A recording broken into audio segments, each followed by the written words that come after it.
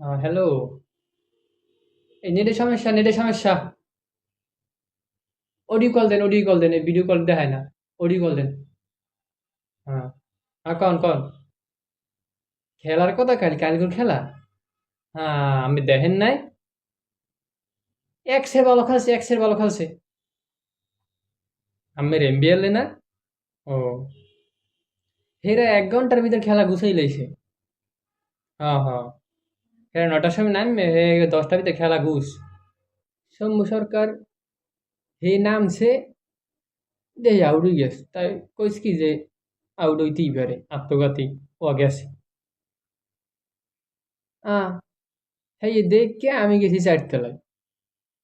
আইসি, আইয়ে দেখি নাজমুল হাসান পাপন, ওই তো শান্ত, এই লিটন দাস, হেরা কেউ